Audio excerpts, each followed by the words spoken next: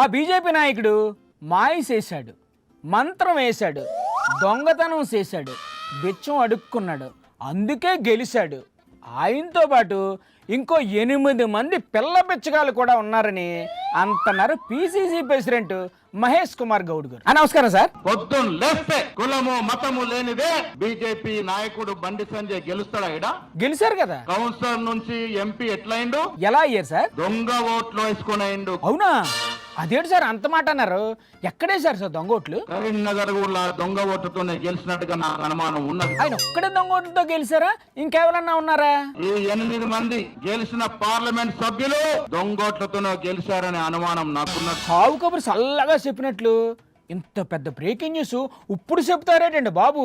ఇంకేమేమి సమాచారం ఉంది మీ దగ్గర దొంగ ఓట్లకు సంబంధించి? ఒక్కొక్కడికి ఓటు జగిత్యాలు ఉన్నది, కరీంనగర్ ఉన్నది, చొప్పదండిలు ఉన్నది, వేములవాడలు ఉన్నది. ఎట్లుంటదయ్యా? అలా ఎలా ఉంటుంది సార్? పొద్దున్న లేచాడు 4 నియోజకవర్గాల్లో ఓటేసిండు. అవునా? అందుకే బండి సంజయ్ గెలిచిండు. లేకపోతే లేకుండా బండి సంజయ్ గెలిచే మనిషి లేదు. అరే రే, మరి ఈ విషయం తెలిసి కూడా ఇన్ని నెలలు సైలెంట్ గా ఎందుకున్నారు సార్? దేవుళ్ళను కూడా రాజకీయాలకు లాగి ఓట్లు పిచ్చమెచ్చుకున్నటువంటి నాయకులు మీరు. అంటే ఓట్ల పిచ్చగాళ్ళు. ఈ లెక్కన ప్రజలను ఓట్లు అడిగే నాయకులందరూ బిచ్చగాళ్లే కదా సార్? మీరు ఓట్లు దొంగలించి గెలిచారు, ఓట్లు మాయ చేసి గెలిచారు. మీకు ఇన్ని విషయాలు తెలిసినప్పుడు ఎలక్షన్ కమిషన్ కు ఫిర్యాదు చెయ్యాలి కదా. వెళ్ళండి, ముందు ఆ పని మీద ఉండండి.